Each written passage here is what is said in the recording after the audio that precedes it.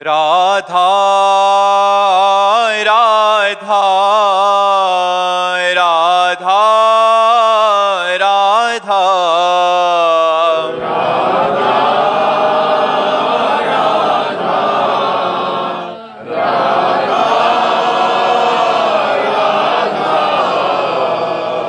राधा राधा राधा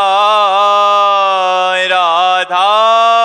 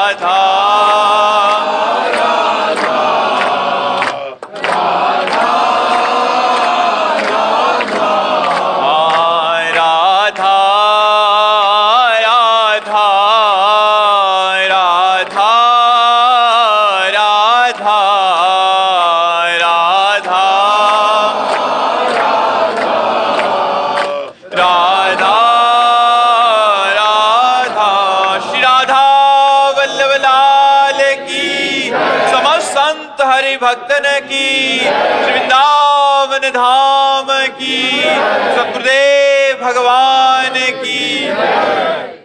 गौरव कुमार यादव जी। राधे राधे। राधे राधे महाराज जी। महाराज जी, निरंतर जप करने से पूर्व जन्म के प्रारब्ध खत्म हो सकते हैं क्या? नहीं, भगवत प्राप्ति हो जाएगी, प्रारब्ध भोगना पड़ेगा।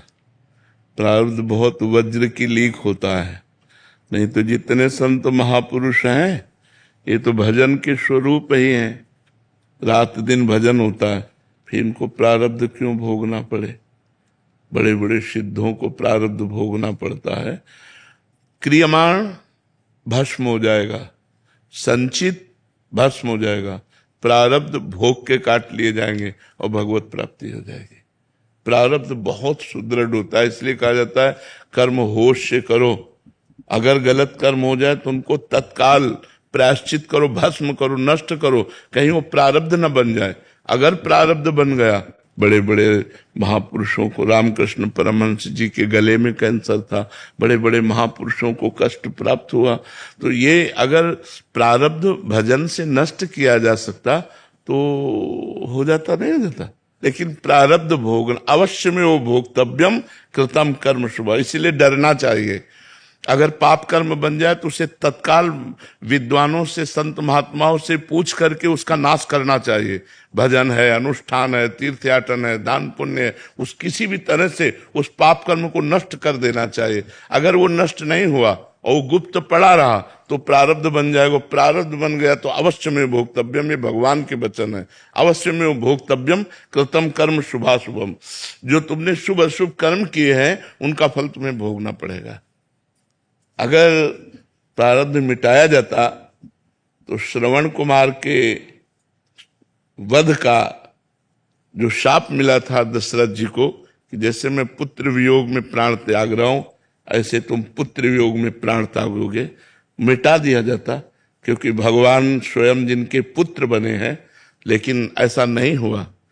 वो वैसे ही पुत्र वियोग में तड़प तड़प के राम राम कहे राम कहे, राम राम कहे राम, ऐसे प्राणों का त्याग किया।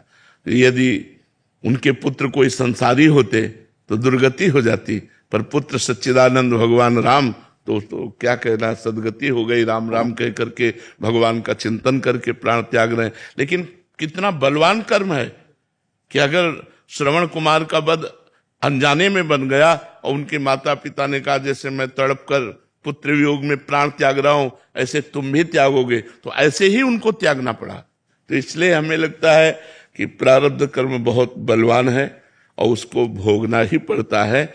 अगर भोगना न पड़ता तो बड़े बड़े सिद्ध संतों के शरीरों में कोई पीड़ा ना होती, क्योंकि भजन के द्वारा परिपक्व हो गए तो उनके सारे के सारे पाप नष्ट हो गए। महाराज जी, नाम जप से कुछ कम तो हो सकता है? नाम जप से सहने की सामर्थ्य आती है, सहने की सामर्थ्य आती है। वो व्यथित नहीं होगा, वो व्याकुल नहीं होगा, वो परेशान नहीं होगा, हर कष्ट को वो सह सकता है भगवान के भजन से। इतना और आनंद बना रहेगा, कष्ट में आनंद बना रहेगा। ये भगवान के भजन का प्रभाव होगा कि कष्ट में आनंद बना रहेगा। नहीं, कष्ट में कहीं आनंद होता है, पर कष्ट में आनंद बना रहेगा, ये भजन का प्रभाव होगा। वो कष्ट उसे आनंद प्रदान करेगा, उसके अंदर एक आनंद की उमंग होगी जिसमें दुख दुख नहीं लगेगा, दुख भी सुख का अनुभव कराएगा। और जब भजन नहीं होता तो सुख ही दुख का अनुभव कराने लगता है। सुख सामग्री सब है, शरीर स्वस्थ है, लेकिन मानसिक विक्षिप्त है, मानसिक परेशान है। इसलिए भजन करना ही चाहिए, भजन से प्रारब्ध भोगने की सामर्थ्य आती है। भास्कर जी गुजरात से। राधे राधे। राधे राधे महाराज जी। महाराज जी, मन की शांति क्या है और वो कैसे मिल सकती है? वही हम बैठे हैं, बिल्कुल जहां आपने प्रश्न किया है वही प्रसंग खुला है। 24 घंटे भगवान के भजन में रहिए तो आपके सारे मनोरथ पूर्ण हो जाएंगे और मन शांत हो जाएगा।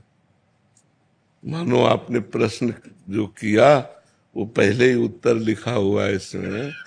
कह रहे हैं 24 घंटे आप भगवान का नाम जप कीजिए, 24 घंटे का अभ्यास बनाइए, आपको जो चाहिए संसार से लेकर भगवान तक सब कुछ प्राप्त हो जाएगा। तो उत्तर जब ये दिया तो उन्होंने कहा मेरा मन नहीं लगता, भजन में मन नहीं लगता। मान लो आपने उपाय तो बताया कि 24 घंटे यदि भगवान का नाम जप किया जाए तो जो कुछ चाहोगे वो प्राप्त हो जाएगा, पक्का है, ये तो पक्का है। शिखा शर्मा जी का प्रश्न है कि मैं नाम जप करना चाहती हूँ पर मन बार बार परास कर देता है। हाँ तो सुनो ना, उन्होंने कहा कि मेरा मन नहीं लगता, उत्तरकर्ता से कहा मेरा मन नहीं लगता भजन में। तो उन्होंने कहा मैंने मन लगने की बात तो नहीं कही, मैंने भजन करने की बात कही। मन लगे या न लगे, हमको भजन करना है। और भजन करते करते मन लगता है, ऐसा थोड़ी। मन तो सिद्ध हो का पवित्र मन जब हो जाता है तब वो भगवान में लगता है। तो हमको केवल भजन करना है।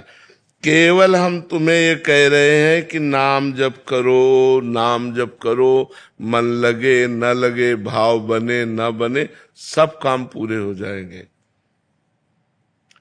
भगवान के अस्तित्व में हमें संशय नहीं होना चाहिए, भगवान के नाम में हमें संशय नहीं होना चाहिए। अगर बातचीत करो तो भगवान के विषय की बातचीत करो। भगवान में निरंतर चित्त जोड़ने से ही सब पाप नष्ट हो जाते हैं, और पापों का फल ही दुख होता है, तो दुख भी नष्ट हो जाता है, बड़ा आनंद रहता है। वो आनंद वाणी से वर्णन नहीं हो सकता जो हृदय में रहता है। मीरा जी कहती गिरधर में कितना सुख देते जाने मोरी छाती। वो तो मेरा हृदय जानता है कि भगवान मुझे कितना सुख देते हैं। अगर नाम जप में चूक तुम करते रहोगे क्या रे, तो काम नहीं बनेगा। अन्यथा कोई भी कार्य ऐसा नहीं है जो हमारा भगवान नाम से पूर्ण न हो सके। देहि सौभाग्य मारोग्यम देहि में परमम सुखम। परम सौभाग्य और शरीर का स्वस्थ रहना और परम सुख, ये सब नाम देने की सामर्थ्य रखता है। अगर आप नाम जप कर तो कह दो आपका शरीर स्वस्थ रही है। जैसे ये हो कि मारोग्यम, तो आपका शरीर स्वस्थ नहीं है, आप दूसरों को नाम का उपदेश करके स्वस्थ करना चाहते हो, लेकिन आपका शरीर स्वस्थ नहीं, तो हम अस्वस्थ नहीं है, हम अस्वस्थ नहीं है। ये शरीर भले अस्वस्थ हो, हम बिल्कुल स्वस्थ है और बहुत आनंद में हम रहते हैं। आपको ऐसा लगता है हम दुखी आदमी है? हम दुखी आदमी थोड़ी, हमें लगता है हम बहुत बड़े सुखी आदमी हैं। तो हमको भगवान ने जो दिया वो नाम से दिया। देहि सौभाग्यम, नाम हमको क्या देता है? हमारा सौभाग्य बढ़ा देता है। गोस्वामी तुलसीदास जी के चरणों में जब अकबर बादशाह ने ताज उतार के रखा तो आंसू आ गए। तो लोगों ने प्रश्न किया कि बादशाह प्रणाम कर रहा है इसलिए आनंद अश्रु आ गए निजी जनों ने। तो उनका नहीं, तुलसी जब राम का नहीं था तो मांगे टुकड़ा नहीं मिलता था, और जिसके दरवाजे पे जाते थे तो कहते थे अभागी है, ये अगर ज्यादा देर दरवाजे पे रहेगा तो कुछ अमंगल हो जाएगा, जन्मते ही माँ को खा गया, ऐसे ऐसे लोग कट वचन। और आज राम का हूं तो बादशाह ताज उतार के चरणों पे रखता है। जब तुलसी राम का नहीं था तो मांगे कौर नहीं मिलता था, आज तुलसी राम का है तो बादशाह भी ताज उतार कर रखता है। इस बात पर कि मैं भगवान का हूं, इस देह में सौभाग्यम, नाम भगवान जो जप करते हैं उनका सौभाग्य उदय हो जाता है। देखो कोई कितना भी बड़ा पदाधिकारी हो, उसको कोई साष्टांग दंडवत लेकर बहुत हाथ जोड़ के, बस इससे ज्यादा हमें लगता है सम्मान नहीं होता किसी का भी। लेकिन संतों का सम्मान कैसे होता है? साष्टांग लौट के, पंचांग करके, पंचांग या साष्टांग लौट के होता है ना, इससे बड़ा क्या हो सकता है? किस बात के लिए सौभाग्य उदय हुआ? भगवान से जुड़ने के कारण। एकमात्र भगवान का नाम, भगवान का आश्रय, उसी भगवान के नाम आश्रय से। देखो इसमें लिखा है नाम जब करोगे तो देहि सौभाग्यम, सौभाग्य प्राप्त हो जाएगा आपको। जो आप दुर्भाग्य में भटक रहे हो, ये दुर्भाग्य हट जाएगा और सौभाग्य प्राप्त हो जाए। और देहि सौभाग्य मारोग्यम, आरोग्यम, भगवान के नाम के जपने से जो रस निकलता है ना, नाम का, नामामृत का रस, जैसे हम राधा राधा राधा, तो जो रस निकला ना, और जब हम उसको घटकते हैं ना तो हमारी अकाल मृत्यु का नाश कर देता है। हमारे जो पापाचरण के द्वारा भारी से भारी रोग आकर हमको पीड़ित करने वाले, उनका प्रभाव नष्ट कर देता है। शरीर में रोग है लेकिन मैं रोग रहित हूं। ये नाम का प्रभाव आपको बता रहे हैं, ये नाम का बल बता रहे हैं। और कह रहे देह में परमम सुखम, परम सुख क्या है? ये सब पार्थिव सुख है। परम सुख है प्रियालाल की रूप माधुरी की झलक आ रही, उनके प्रेम में आंसू बह रहे हैं, उनके लिए हृदय तड़प रहा है, ये परम सुख है। परम सुख ये थोड़ी है कि रुपया और पैसा, भोग सामग्री, खान पान, पद प्रतिष्ठा, ये परम सुख थोड़ी है। परम सुख है भगवान। परम कौन है? भगवान, भगवान के चरणों का प्रेम। और जो सुत वित्त लोक ईसना तीनी, ये जो पुत्र ईष्णा, वित्त ईष्णा और लोक ईष्णा, जिसको सीधे भाषा में कहा जाता है कंचन, कामिनी, कीर्ति, इन तीनों पर विजय प्राप्त करा देता है नाम। तीनों पर नाम विजय प्राप्त करा। ना कभी आपके अंदर कामिनी की इच्छा होगी, न कंचन की इच्छा होगी और न सम्मान की इच्छा होगी। आपको इतना महान नाम बना देगा। न धनम न जनम सुंदरीम कविताम व जगदीश कामये। नाम जापक के हृदय में कैसा? न मुझे धन चाहिए, न जन चाहिए, न सुंदरी चाहिए, न विशेष प्रकार की सब महिमा। हे जगदीश, मम जन्मनि जन्मनीश्वरे भवताद भक्ति रहे तुकी त्वयि। बस जन्म जन्मांतर में मुझे आपकी अहेतुकी भक्ति, प्रेम लक्षणा भक्ति प्राप्त हो जाए। तो ये जो निरंतर नाम जप करते हैं उनकी समस्त कामनाएं पूर्ण हो जाती हैं, उनका सौभाग्य उदय हो जाता है और वो भगवान को प्राप्त हो जाते हैं। क्या प्रश्न था कि मेरा मन नहीं लगता? लगे या ना लगे, आपको केवल भगवान नाम जप करना है। मन लगे ना लगे आप इसकी चिंता ना करो। जैसे अग्नि छुआ दी जाए तो चाहे भूल से छू जाए, चाहे जानकारी से छू जाए, चाहे श्रद्धा से छू जाए, उसमें दाहिका शक्ति है, वो जला देगी। ऐसे ही नाम में सर्व पाप नाशक शक्ति है, सर्व सुख प्रदान करने वाली शक्ति है।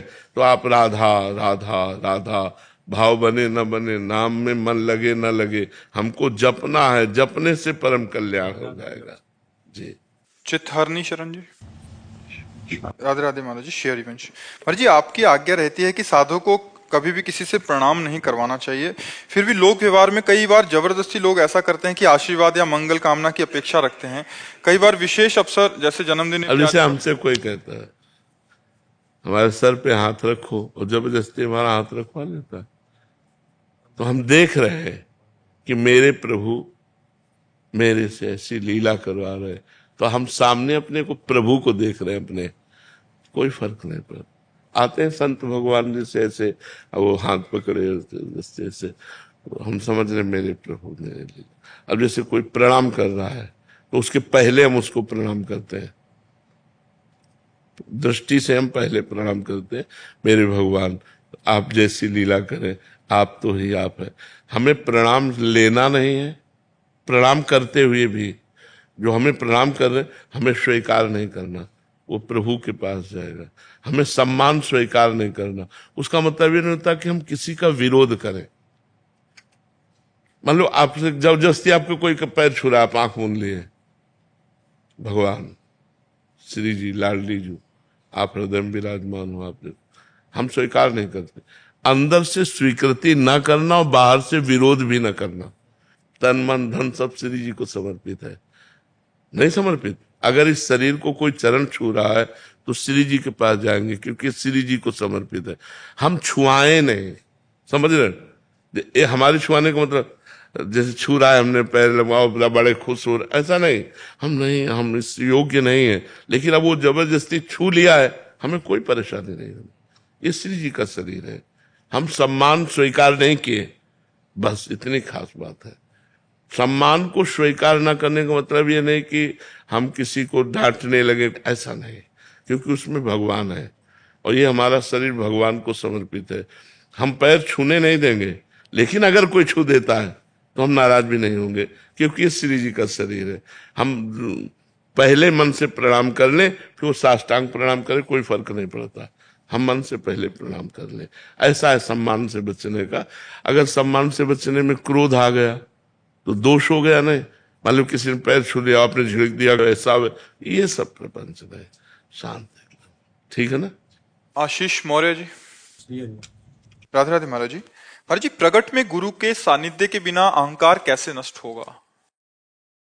सबको प्रणाम करने की भावना करें, नमन भक्ति के द्वारा अहंकार का नाश हो जाता है। सबको प्रणाम करो, मन ही मन सब में भगवान की उपस्थिति देख करके, कि चाहे स्त्री हो चाहे पुरुष हो, जो हमारे सामने आवे, चराचर जगत में भगवान ही विराजमान है।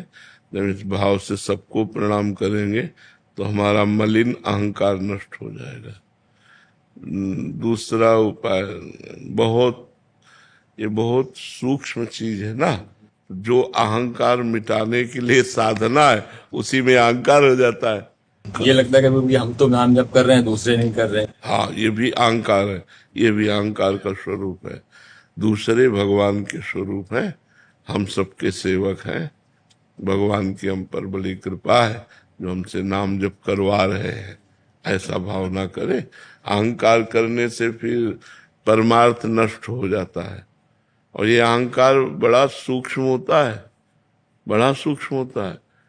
मतलब अहंकार किसी को भी लेकर भी हो सकता है, पर सबको बड़ा मान करके नमस्कार करे, अपने को छोटा माने तो अहंकार नष्ट हो जाए। तृणादपि शून्य चेन, तो अहंकार नष्ट हो जाएगा। नमन भक्ति के द्वारा सब में भगवान की भावना की जाए और भगवान नाम जप किया जाए, और ये माना जाए कि मैं सबसे नीच हूं, सब में मेरे भगवान विराजमान है, तो फिर अहंकार नष्ट हो जाएगा। निधि जी। शेरवंश महाराज जी। महाराज जी, अज्ञानतावश कुछ वर्ष पूर्व आपका श्री विग्रह बनाया था। जब एक कांतिक वार्तालाप में पता चला कि गुरुदेव का प्रकट जब रहते हैं? हाँ, वैसे वैसे मतलब शास्त्रीय बात यह है कि जब गुरु पधार जाए तब गुरु की मूर्ति विराजमान की जाती है। जैसे सामने गुरु विराजमान हो तो उनकी छवि विराजमान करने है, उनकी छवि प्राय ऐसा देखा गया है, छवि विराजमान कर ले। और मूर्ति तो तब बनवावे जब वो अंतर ध्यान हो जाए। ऐसा प्राय हमने संतों से सुना और संतों में देखा भी है कि संतों की मूर्ति तभी लगती है जब वो अंतर ध्यान हो जाते हैं। क्यों? आप लोगों को कोई ऐसी बात पता है क्या? है?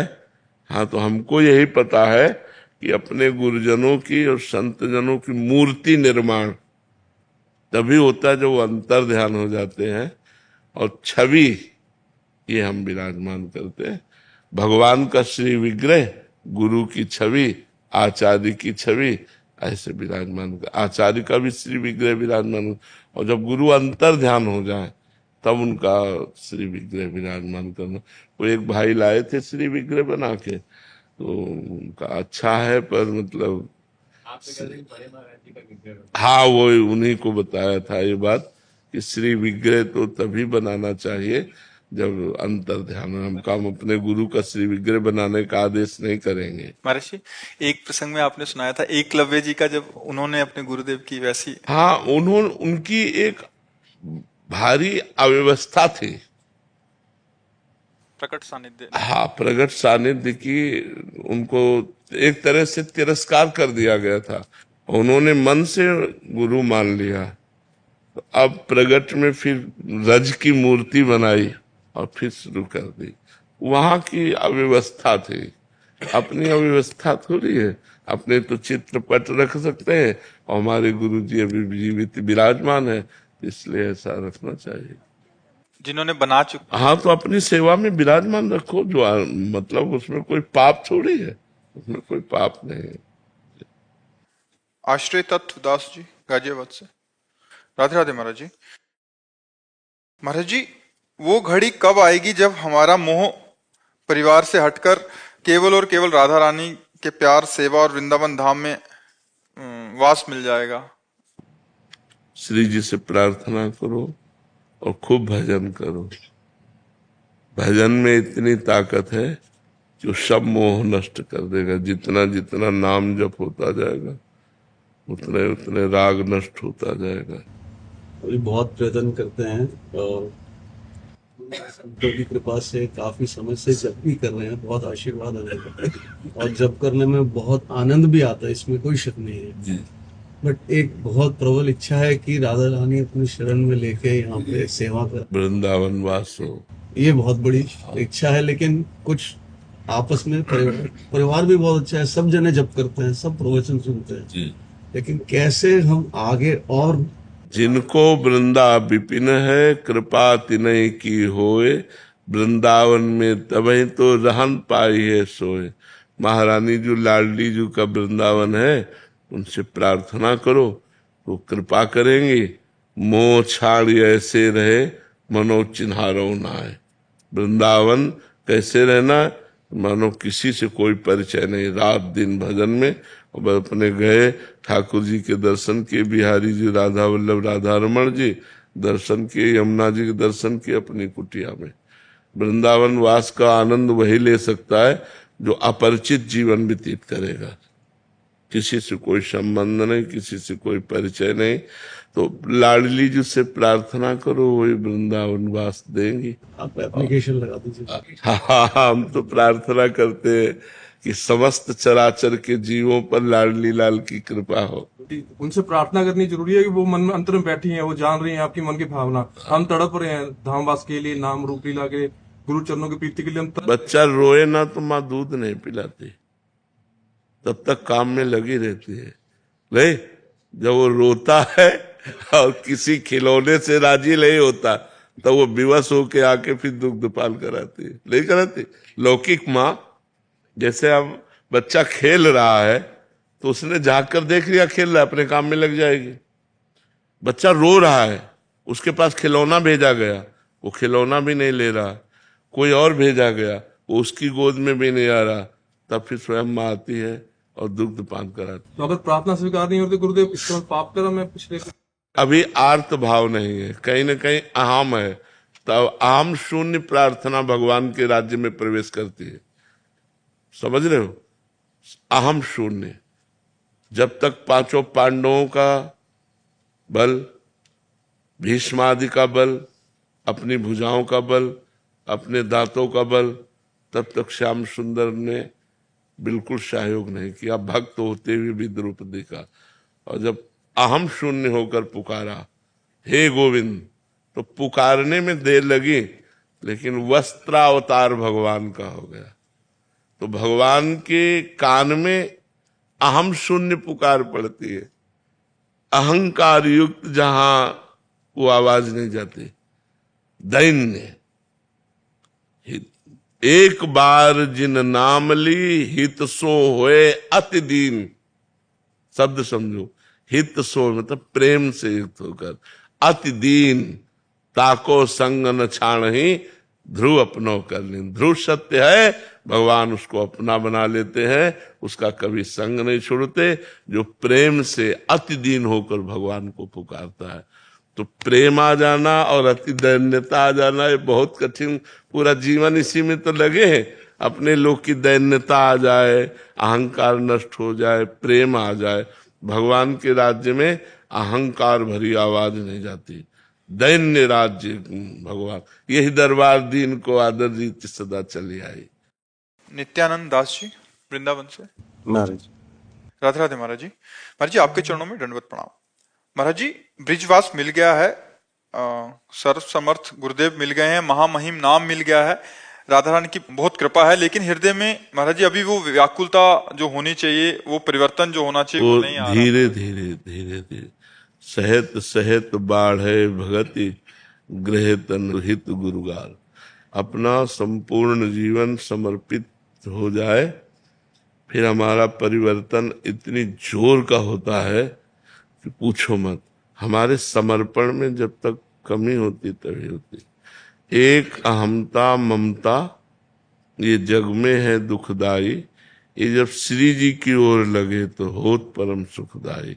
तात मात सुत दार देह में मति अर्जय मति मंदा, हित किशोर को है चकोर तो लख वृंदावन चंदा। तो एक अहमता ममता को हमें श्री जी के चरणों में समर्पित करना है, और ये बड़ी कठिन है अहमता ममता समर्पित। जैसे सब कुछ समर्पण कर दिया तो उसका अभिमान है कि सब कुछ समर्पित कर दिया। ये अभिमान रूपी रोग से पिंड छुटाना बहुत कठिन पड़ता है। और संस्कृत मूल शूल प्रदनाना, सकल शोक दायक अभिमाना। समस्त दुखों को प्रदान करने वाला अभिमान है। जिस अभिमान में साधना का अंक जुड़ जाता है, अब वो हटाना बड़ा मुश्किल है। दैन्य आए बिना भगवान के दरबार में प्रवेश नहीं है। ये दरबार दीन को आदर रीति सदा चली आई। यही दीन प्यारे वेद पुकारे, द्रवो श्री भगवान। एकदम अपने को तृण से भी नीच मानना, सब में भगवान को देखना, सबको नमस्कार करना, निरंतर नाम जप करना, गुरुदेव की आज्ञा में रहना, अभी सब ठीक हो जाएगा। जो साधन बने वो हमारा नहीं, गुरुदेव की कृपा से बना है और गुरुदेव का है। प्रभु की कृपा से बना, प्रभु का। मैं साधन करने योग्य नहीं हूं, मेरी क्षमता क्या कि मैं साधना कर लूं। भगवान ने करवाई, गुरुदेव ने करवाई। ऐसी हृदय में भावना हो तो धीरे धीरे फिर हृदय भगवान का स्वरूप प्रकाशित करता है। हृदय में ही भगवान छुपे हैं ना।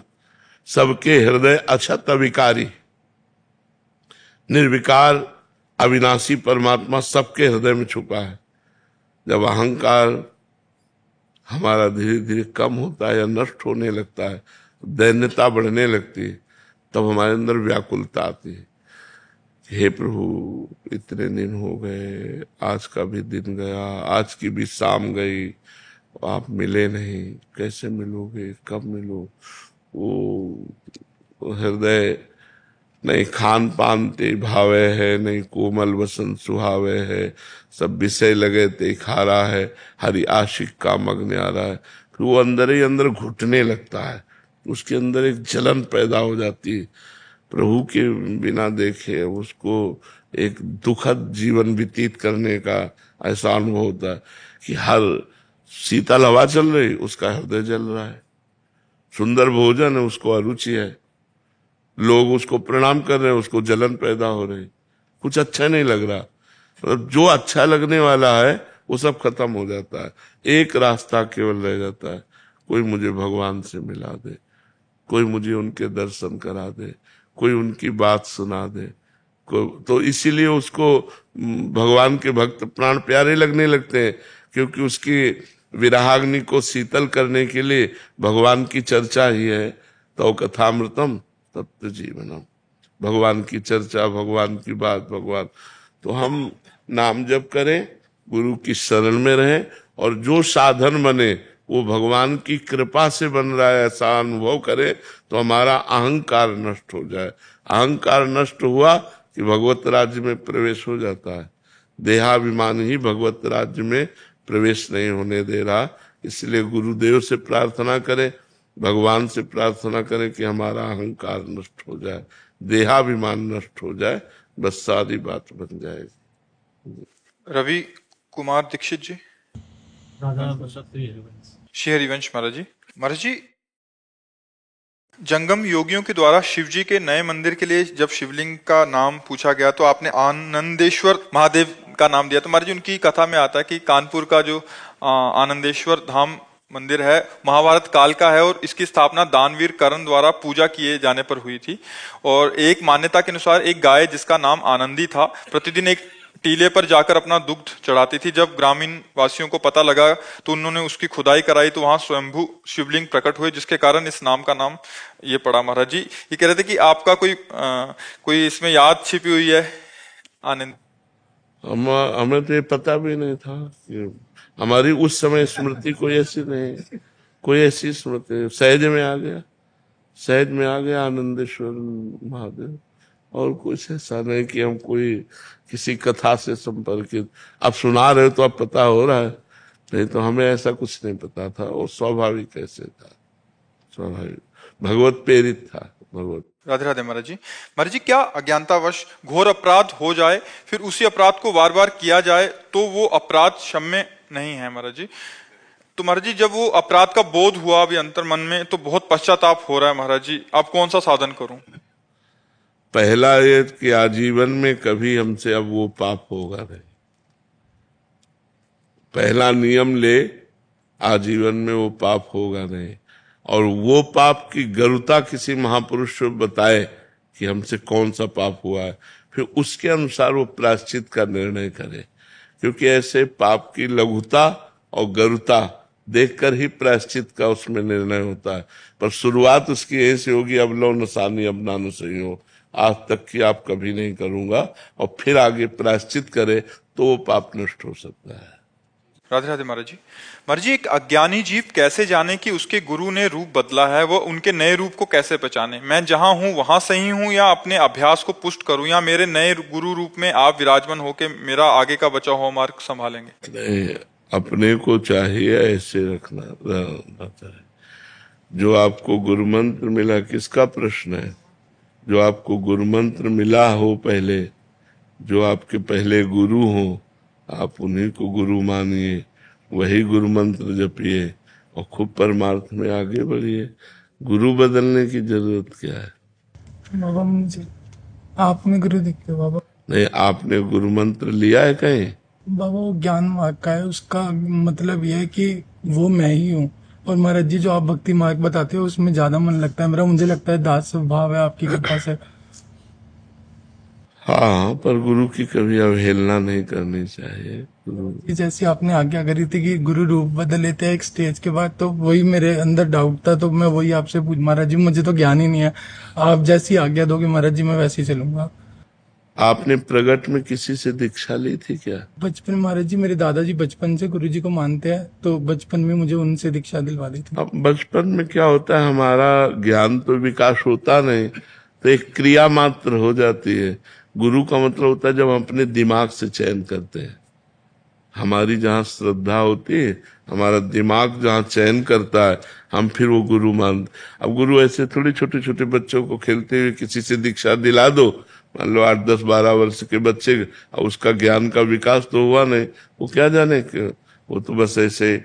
अब जैसे आप जान रहे हो तो आपके ज्ञान का विकास हो रहा है कि हम किस भाव के पथिक हैं, हम किस मार्ग में जाना चाहते हैं, हमारा उद्देश्य क्या है। अब जो गुरु चयन करोगे, वास्तविक गुरु अभी होता है, वो तो बालवत होता है उसमें। अब तो जो वचन मानो, आज्ञा का पालन करो, बस चल दो। भगवान वही एक है, गुरु एक है, वही परमात्मा एक है, गुरु वही रूप धारण करता है। तो राधा नाम जप करो, राधा वल्लभ श्री हरिवंश नाम जप करो, वाणी जी का पाठ करो, खूब नाम जप करते हुए चलो। सीमा गुप्ता जी लखनऊ से। राधे राधे महाराज जी। महाराज श्री जी की भक्ति क्या सिर्फ उनकी कृपा से ही प्राप्त होती है, या भक्ति प्राप्त करने के लिए कुछ यत्न करना होगा महाराज जी? बिल्कुल ठीक प्रश्न है, आप सुनिएगा ध्यान से। बड़े महापुरुष का वचन है, जो सिद्ध महापुरुष है, उन्होंने अपने किसी एक शिष्य के लिए लिखा, श्री हरि शरणम पत। बहुत जोर की बात, हम बड़ा एकांत में पढ़ा तो लगा जो चीज जैसे अपने को मीठी लगे ना, तो फिर अपने जनों को परोसी जाती है, ऐसे हमको अच्छा लगा, इसलिए बात हम इसी में आपका उत्तर भी हो जाएगा। मनुष्य जीवन का चरम और परम एकमात्र उद्देश्य है मोक्ष, भगवत प्राप्ति या भगवत प्रेम प्राप्ति। 3 बातें रखी गई, मोक्ष प्राप्ति या भगवत प्राप्ति या भगवत प्रेम प्राप्ति। ये मनुष्य जीवन का चरम और परम लक्ष्य है। जिस मनुष्य जीवन इस महान उद्देश्य की पूर्ति की साधना में लगा दिया गया, वही मनुष्य जीवन धन्य हुआ, सार्थक हुआ, अन्यथा बेकार गया। मनुष्य जीवन में जो भी आपके पास मिला हुआ है, प्रत्येक सामग्री, जैसे बुद्धि, मन, इंद्रियां, धन, परिवार, समय, विद्या, विवेक, ये सब केवल भगवत प्राप्ति के लिए मिला है। मनुष्य जीवन में आपको जो कुछ भी मिला हुआ है, वो केवल भगवत प्राप्ति के लिए मिला हुआ है। तो आपको पूरा प्रयत्न करके इन सब का प्रयोग भगवत प्राप्ति के लिए ही करना चाहिए। यही मनुष्य जीवन की सार्थकता है। अब भगवत प्राप्ति के लिए इनका हम प्रयोग क्या करें? मन, बुद्धि, धन जो भी हमें मिला है, तो बोले मन से निरंतर श्री भगवान के नाम का, रूप का, गुण का चिंतन करो। वाणी से भगवान के नाम का कीर्तन करो, भगवान की लीला कथा को कहो, गाओ। और शरीर से जितने भी कार्य होते हैं, जो भी कार्य होते हैं, वो सब भगवान की हम पूजा कर रहे हैं, ऐसी भावना से उस कर्म को भगवान को समर्पित कर दो। प्राणी मात्र में, चाहे वो स्त्री हो या पुरुष हो, जड़ हो या चैतन्य हो, सब में भगवान है। ऐसी भावना से अच्छी तरह जो तुम्हारे सामने आ जाए उसकी सेवा करो। जो तुम्हारे सामने आ जाए अच्छी तरह सेवा करो। जैसे कोई आपसे बात पूछ रहा है तो बहुत अच्छी तरह उत्तर दीजिए। कोई बीमार है, हो सके तो आप उसकी अच्छी सेवा कीजिए। सब में भगवान विराजमान है। कोई प्यासा है, पानी ला के दे दिया। हम यात्रा में जा रहे हैं, बैठे हैं हम अपने सीट पर, रिजर्व सीट है, लेकिन कोई हमें वृद्ध दिखाई दे रहा है, हम खड़े हो जाते हैं, उसे बैठा देते हैं। सब में भगवत भावना करके कि हमारे भगवान सब जीवों में विराजमान है। जहां जैसी जिसको आवश्यकता हो अच्छी तरह से सेवा करो। समस्त जीवों में भगवान विराजमान है, ऐसी भावना करके यदि सेवा करोगे तो तुम्हारे हृदय में भगवान प्रकाशित हो जाएंगे। जब सबके हृदयों में भगवान देखा जाता है तो अपने हृदय में भगवान दिखाई देने लगते हैं। सदा सबकी यथा योग्य सेवा करनी चाहिए, पर किसी से अपनी सेवा नहीं करानी चाहिए। जब तक शरीर अपना काम करे तब तक अपनी किसी से सेवा नहीं करानी चाहिए। अपने पैर दबवाना, अपने कपड़े धुलवाना या अपने लिए कोई भी कार्य, अपनी सेवा स्वयं करे और दूसरों की सेवा करने का उत्साह रखे। सदा सबकी यथा योग्य सेवा करनी चाहिए, अपनी सेवा नहीं करानी चाहिए। अगर भगवत प्राप्ति करना है तो मान देना चाहिए, दूसरों से मान लेना नहीं चाहिए। सत्कार करना चाहिए, दूसरे से सत्कार कराने की इच्छा नहीं रखनी चाहिए। अपने लिए जो कुछ प्राप्त हुआ है उसमें से दूसरों के लिए, जैसे अपने को 100 रुपया प्राप्त हुए, धर्म से प्राप्त हुए, तो हम 90 रुपया अपने परिवार और अपने लिए खर्च, 10 रुपया हम कहीं गौ सेवा, संत सेवा, बीमारों की किसी की सेवा में लगा दे। दूसरों को उदारता पूर्वक अपनी वस्तु का प्रयोग कराना चाहिए। उदारता पूर्वक अपने पास 4 रोटी है, 1 रोटी ली, चिड़िया, गाय, कुत्ता किसी को दे दिया। ये रोज का नियम रखना चाहिए। अपने पास जो कुछ है सब भगवान का है, ये जान करके भगवान ही मेरे सामने इस रूप में आए हैं और उनकी ही दी वस्तु उनको हम दे रहे हैं। इसमें मेरा कोई कहीं भी किंचित मात्र अभिमान जागृत नहीं होना चाहिए कि मैंने किसी को वस्तु दी। भगवान की दी हुई वस्तु भगवान को ही दे। तो दीयम वस्तु गोविंदम तो ब्रह्मेव समर्पय। बहुत सुंदर बात है, अध्यात्म की है। अगर हम दूसरों का उपकार करते हैं, दूसरों को वस्तु देते हैं, दूसरों की सेवा करते हैं, तो हमें नम्रता बढ़नी चाहिए, अभिमान नहीं। नम्रता बढ़नी चाहिए, अभिमान नहीं। हमने उनको ये दिया, हमने वो सेवा की, हमने इतने बीमारों की सेवा, एक तरह का अहम पुष्ट हो जाता है इसमें भी। तो कह रहे अभिमान नहीं आना चाहिए, नम्रता आनी चाहिए और हर समय प्रसन्नता बढ़नी चाहिए कि हमारा जीवन भगवान की तरफ जा रहा है। किसी को कोई वस्तु देकर उसके बदले में लेने की कोई कामना नहीं होनी चाहिए, कुछ भी नहीं। आपकी वस्तु थी, आपको दे दिया हमें, हे भगवान तो दियम वस्तु गोविंदम तो ब्रह्मेव समर्पय। कुछ बदले में लेने की चाह नहीं होनी चाहिए। अपने लोगों की चाह होती है, इतनी तो होती है कि वो मुस्कुरा के हमको धन्यवाद कहे। संसार के भोगों में सुख है, ये बात धीरे धीरे मिटा दो। अगर भगवत प्रेम प्राप्त करना है, मोक्ष प्राप्त करना है या भगवत प्राप्ति करना है, ये धारणा जब तक नहीं मिटेगी तब तक संसार के भोग हमें आकर्षित करेंगे और वो क्रियाएं बनेंगी जिससे भगवत विमुक्ता रहेगी, न भगवत प्राप्ति होगी न मोक्ष। इसलिए संसार में सुख है, ये धीरे धीरे धारणा हटाओ। भगवान के नाम में सुख है, भगवान की लीला में सुख है, भगवान के गुणों में सुख है, भगवान के धाम में सुख है, ऐसी भावना करो। ये संसार दुखालय भगवान ने कहा है।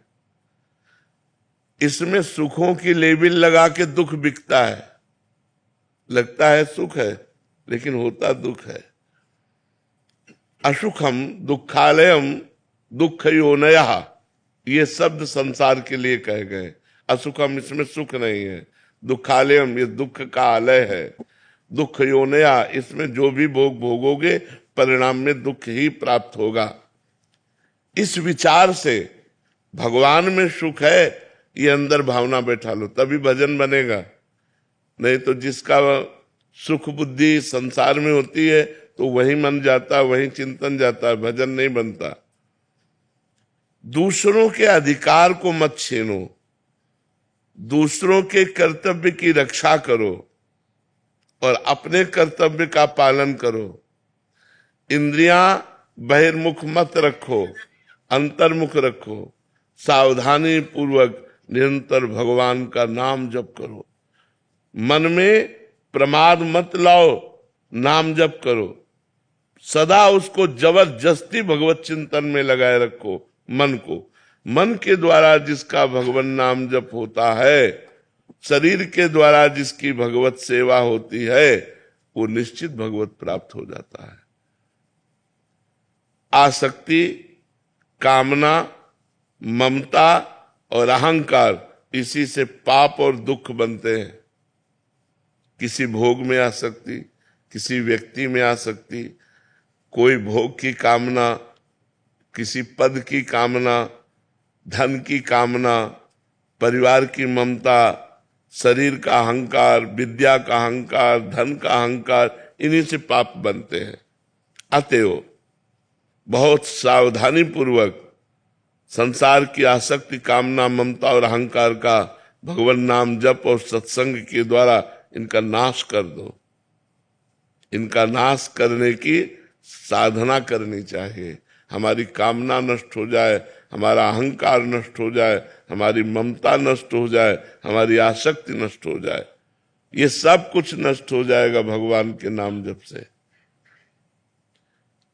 कामना भगवत प्रेम की करो कि हे भगवान आपसे हमें प्रेम हो जाए, हे भगवान आप हमें मिल जाओ। ममता केवल भगवान के चरणों में करो। अहंकार इस बात का करो कि मैं भगवान का हूं, मैं भगवान का दास हूं, मैं भगवान का सखा हूं, भगवान मेरे पिता, मैं उनका पुत्र हूं, भगवान मेरे स्वामी, मैं उनका सेवक हूं। ऐसी ये जो दूषित आसक्ति है, कामना है, ममता है, अहंकार है, जब तक इसका नाश नहीं होगा तब तक ना भगवत प्रेम प्राप्त होगा, न मोक्ष प्राप्त होगा, न भगवत प्राप्ति होगी। धन, पद, स्वास्थ्य, ऊंची जाति में जन्म लेना, विद्या लेना, विद्वान होना, ये सब अहंकार पैदा करते हैं। जिनमें अहंकार न हो और अपने को सबसे छोटा समझे, ये होने पर भी वो भगवत प्राप्त हो जाएगा। किसी भी प्राणी से कभी द्वेष तो करो मती, तुमसे जो द्वेष करे उससे मित्रता का व्यवहार करो। बड़ा कठिन है भगवत प्राप्ति का मार्ग। किसी भी प्राणी से द्वेष करो मती, वो तुमसे द्वेष करे तो तुम मित्रता का व्यवहार करो। वो हमसे द्वेष कर रहा है और हम उससे मित्रता का व्यवहार करें, तभी भगवत प्राप्ति होगी, तभी भगवत प्रेम प्राप्त होगा। जब तुम्हें दुख दे, ये बिल्कुल उल्टा है। जब तुम्हें कोई दुख दे तो करुणा में भगवान का मंगल विधान समझो, हमारे पाप नष्ट हो रहे हैं। और बन जाए तो उसको सुख देने की चेष्टा करो जो तुम्हें दुख दे रहा है। करत जे अनसहन निंदक तीनों पे अनुग्रह कियो। देखो शरीर से प्राण कब चले जाए पता नहीं, इसलिए पूरी तैयारी कर लो जिससे इसी जन्म में जितना हमारा जीवन है इसी में भगवत प्राप्ति हो जाए। यदि भगवान की प्राप्ति नहीं हुई तो न जाने किस योनि में जाना पड़ेगा, न जाने कहां कहां हमें घूमना पड़ेगा, नरक स्वर्ग अपवर्ग कहां कहां भागना पड़ेगा। तुम्हें हम नियम बताते हैं, आवश्यक हो तो बोलना, नहीं तो मौन रहना भगवत प्राप्ति के लिए। कभी किसी की निंदा हो रही हो तो कान में अंगुली डाल लेना, निंदा मत सुनना। तुम तो निंदा करना मती, पर दूसरा अगर कोई निंदा कर रहा हो तो कान में अंगुली डाल ले, किसी की निंदा न सुने। कटु भाषण मत बोलना, क्रोध मत करना, किसी का तिरस्कार करते हुए कोई आचरण मत ऐसा करना, अभिमान की भाषा में न बोलना। जहां तक बने कम बोलो या मौन रहो, कम बोलो, विचार के बोलो या मौन रहो। तुम्हारा व्यवहार नम्र होना चाहिए, ये भगवत प्राप्ति करना है। संसार से वैराग्य, भगवान के चरणों में अनुराग, ये दो बातें। अभी उल्टा है हमारा। भगवत चरणों में प्रेम तभी उत्पन्न होता है हम सावधानी पूर्वक अपने एक एक सेकेंड समय को, जो बहुत मूल्यवान है, वो भगवान में लगाएं। प्राय एकांतिक में यही सब बातें होती है। एक एक सेकेंड को भगवान के चिंतन। पता नहीं मृत्यु कौन से सेकेंड में आ जाए, पता नहीं कब हमारी मृत्यु। अगर हमारा भगवान का नाम चल रहा है तो हम भगवत प्राप्त हो जाएंगे। अतः जीवन का एक क्षण भी प्रमाद, आलस्य में, प्रपंच की बातों में नहीं व्यतीत करना चाहिए। सावधानी पूर्वक नाम जप करना चाहिए। हमको जो बात, जो व्यवहार बुरा लगता है, वैसा बात, वैसा व्यवहार कभी दूसरों के साथ हम ना करें। भगवान से सदैव मांगते रहो, ये प्रभु तुम्हारी जैसी इच्छा हो, हमारे लिए वैसा विधान करो, बस इस जन्म में आप मिल जाओ। चाहे हमें दुख का विधान करो, चाहे सुख का विधान करो, पर इस जन्म में आप मिल जाओ। प्रभु आपसे विलग होने वाली मैं कामना करूं तो कभी पूरी मत करना, आपसे मिलन वाली कामना पूर्ति हो जाए। हमारा इतना ही काम अब केवल रह गया है। शरीर से जितनी चेष्टा करें वो भगवान के लिए, मन से भगवान का चिंतन, मुख में भगवान का नाम जप, बस इसी से सब कुछ हो जाएगा।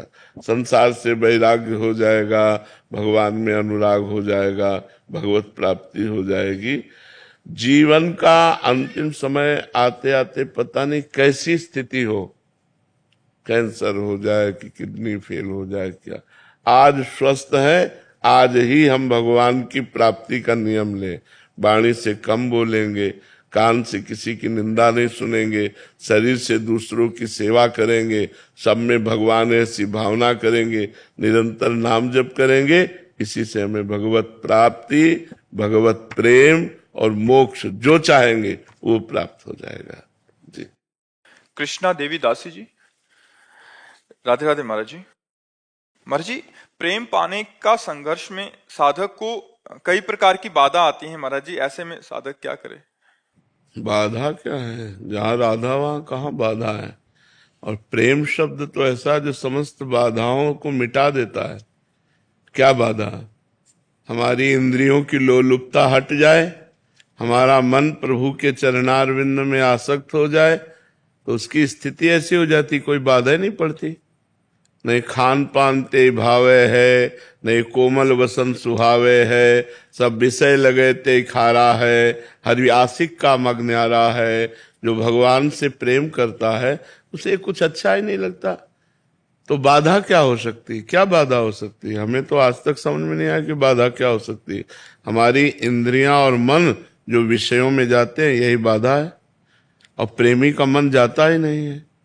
और जिसे प्रेम प्राप्त करना है उसे इतना दृढ़ होना पड़ेगा कि हमें परिवार की ममता भगवान के चरणों में समर्पित करनी होगी, हमें रुपए के द्वारा प्राप्त होने वाले सुखों का त्याग करना होगा, हमें इंद्रियों के भोगों से मन को हटाकर प्रिया प्रीतम के चरणारविंद में लगाना होगा। इसी के लिए नाम कीर्तन, नाम जप, भगवत कथा, साधु संग, ये सब अनुष्ठान किए जाते हैं।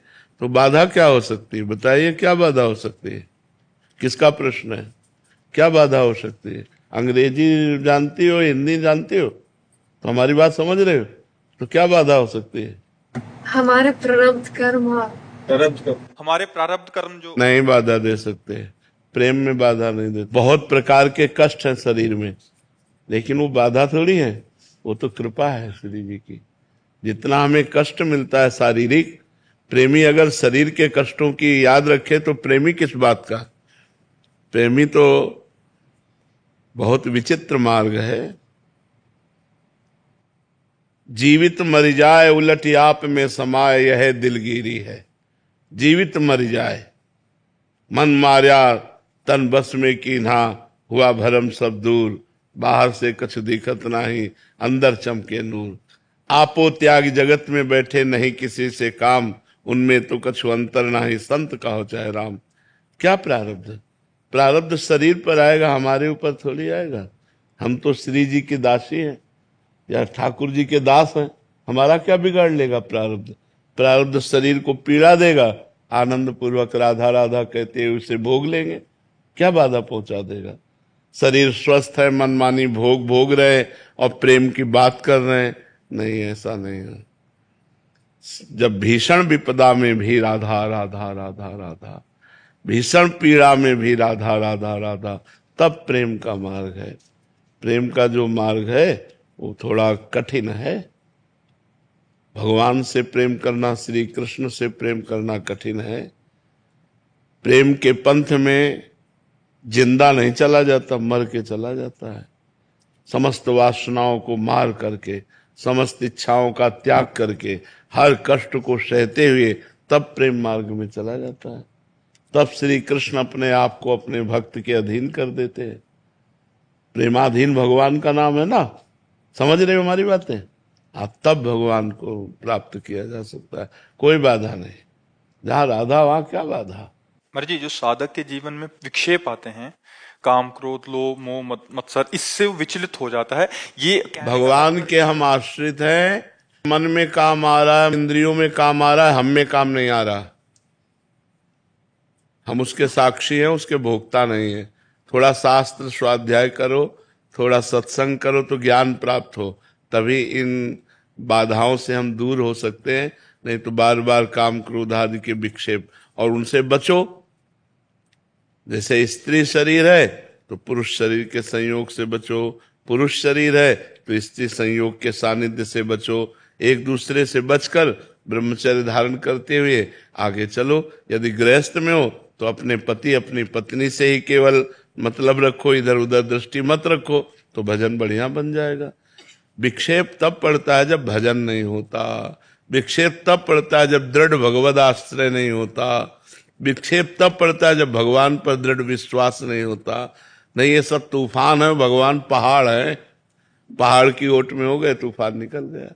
काम क्रोध आदि के तूफान केवल उसको गिराते हैं जहां अहंकार होता है, जहां भजन नहीं होता है। भजन है और दैन्यता है, भगवान का आश्रय है, तो सब निकल गए, सब जीत जाता है। वो वही जीत जाता है माया पर। हाँ, भगवान जिसके संग है, भगवान का नाम जो निरंतर जप रहा है, भगवान के आश्रित है, तो कोई बाधा विचलित नहीं कर सकते। जी, आओ महाराज जी, दंडवत महाराज जी, हम आपको प्रणाम कर रहे हैं।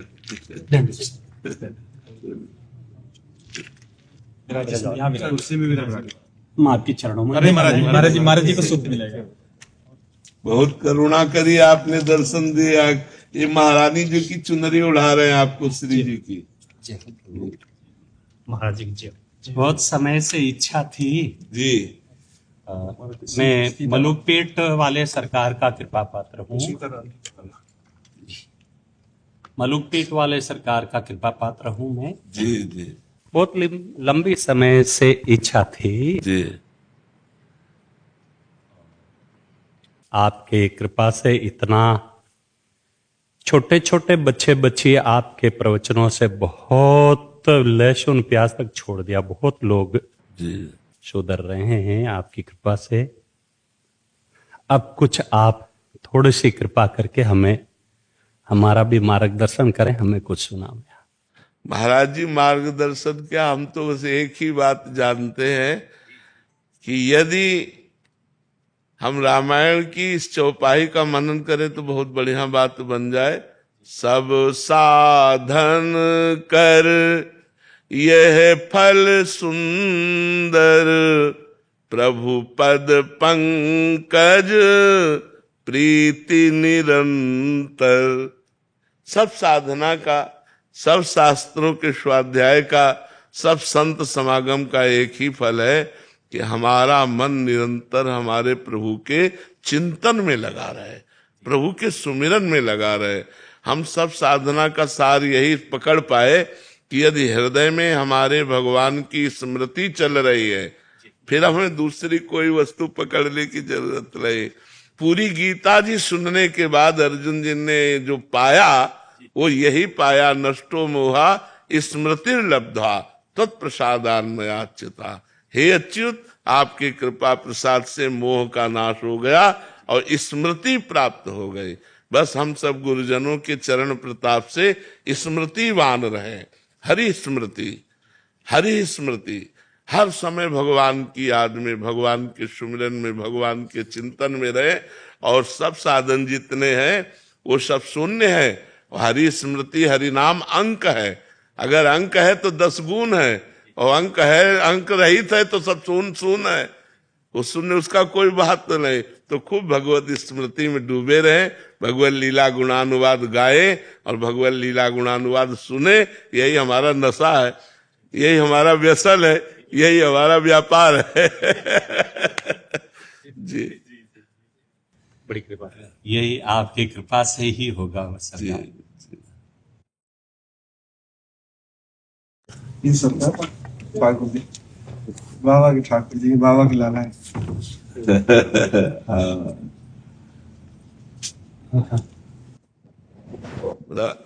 आपका ये बात विराज है, विराज है। ऐसी लीला भाई कि ठाकुर जी है, बमन आ गए।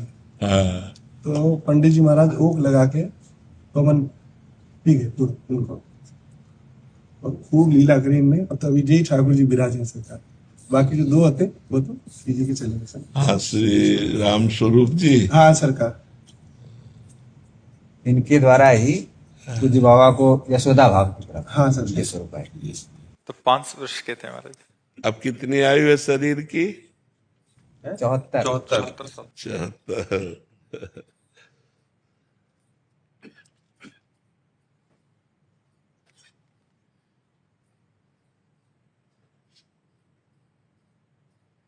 उसके बाद एक लीला थी मथुरा में। तो मथुरा वाली जो लीला थी, तो रास होना था, तो ठाकुर जी ने मना कर दिया कि हम रास नहीं करेंगे जब तक बाबा नहीं आएंगे। फिर उस दिन लीला ही नहीं हुई, कह रहे हम रास ही नहीं करेंगे, हमें बाबा की याद आ रही है। फिर अगले दिन बाबा ने पेड़ा भेजे, बड़ी कृपा करी, दर्शन दिए आए। आपकी कृपा जहाँ बस है वहाँ ऐसा ही सुख मिल जाए, ये आपकी कृपा को फल है। आप सबके दर्शन हमको प्राप्त है। आपको तो जो कृपा प्राप्त हुई, हम तो उसके लिए तरस रहे। बाबा की गोद में बैठे, बाबा भगवदानंद में मस्त है। अब इनके कल्याण में कोई कमी है? बाबा जैसे कोई संत भगवदानंद में स्थित होकर किसी का चिंतन कर ले, किसी का स्पर्श कर ले, किसी को देख ले, तो अमोघस्य निश्चित भगवत प्राप्ति। और बाबा तो भाव में बैठे हुए और गोद में दुलरा रहे हैं, तो इनको तो उसी स्वरूप की प्राप्ति हो जाएगी। अब हमारा काम है।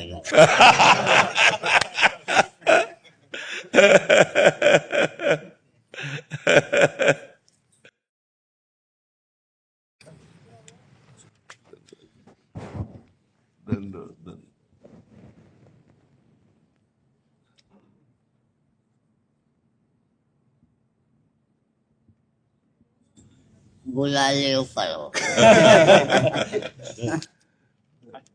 महाराज जी, मैं गुजरात से हूँ, भजन गायिका। अच्छा। और आपको बहुत सुनते हैं जी। और राधा जी का नाम लेके अगर कोई दिक्कत आए तो वो नाम लेते तो ऐसा लगता है कि सब काम हो गया, ऐसा महसूस होता है। तो आपके लिए छोटा सा भाव हम सुनना चाहेंगे। नंद कुंवर नटवर गोवर धनधारी, नंद कुंवर नटवर गोवर धनधारी, हे द्वारिका नाथ कृष्ण मुरारी, मारा कृष्ण मुरारी, कृष्ण मुरारी, मारा कृष्ण मुरारी। राधे किशोरी दया करो, राधे किशोरी दया करो।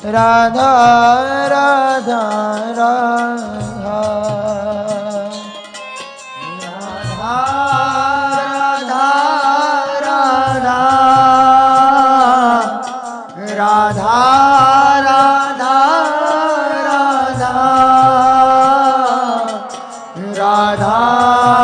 राधा राधा राधा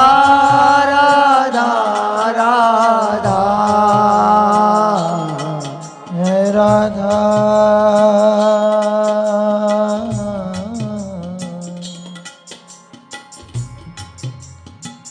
राधा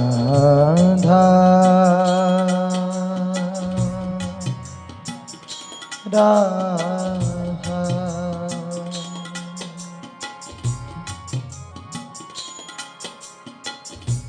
इतना तो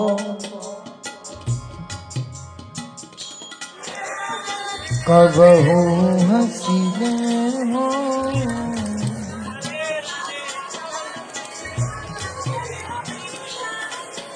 इतना